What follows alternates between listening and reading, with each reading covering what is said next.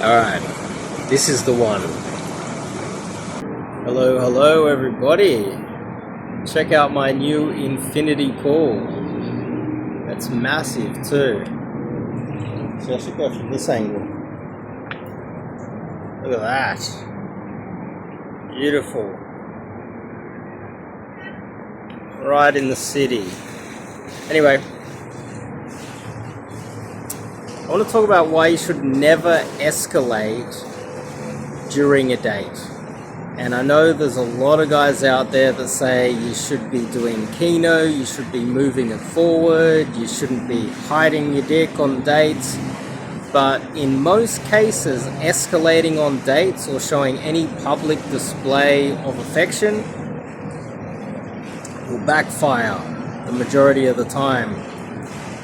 So let's discuss this. Before we kick it off, I'm Dave, and this channel is dedicated to giving you no BS novel dating advice for the modern man living in the collapse of Western civilization. The modern collapsing man.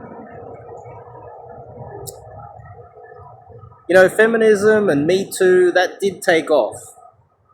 And that is not the reason why I'm saying you should not escalate on dates. That is not why at all. The main reason is there is an explicit kind of obligation, or they feel obligated when you escalate a little bit too hard. Now, guys out there that have a bit of experience, you would understand what I'm talking about here. When, let's just say you're out in the club and you get into a really good interaction, it's going really well, and then you push too hard, you start making out in the nightclub, you've had a few drinks, you guys are kissing, you're hugging, you're touching, you're cuddling, and then 3 a.m. in the morning the club closes and she won't go home with you. It's because you've escalated to the point where she knows that there is a explicit assumption that if she gets in the taxi or she catches a train home with you or whatever, you guys are going to sleep together. And she feels like the make-out and all of the other stuff was enough for her.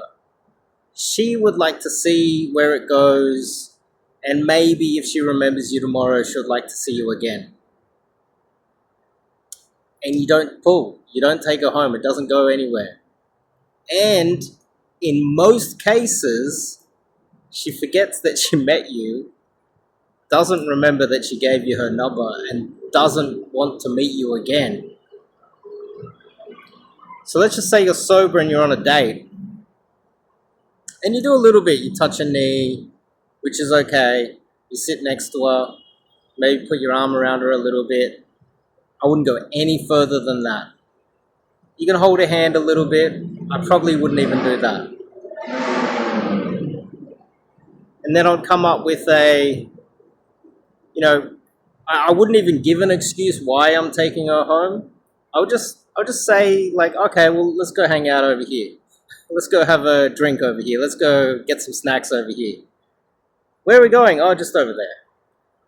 You're basically just leading her home, but you're not saying, we're going back to my place. You're not saying, we're going back to my apartment. You're not saying, and in some cases, the old movie trick, which has been done to death, and everybody knows, every girl these days, they know it. You can't say Netflix and chill either, obviously. But there kind of needs to be a little bit of mystery there. There needs to be a little bit of, look, maybe we won't, maybe we will, maybe we won't. Let's just hang out and see how it goes. I'm still deciding as well. You don't want it to be almost like a done deal before you take her home. She wants the ability to pull out, and obviously she does. She has the ability to pull out at any moment. Even though she might feel like there's an obligation, there's no real obligation. It's just if it feels like it, she just might not want to go home with you, and this is going to negatively affect your ability to take girls home. Anyway, you get the point. If you are thinking about learning cold approach, you're thinking about getting into that, click the link, sign up. I'll see you guys in the next video.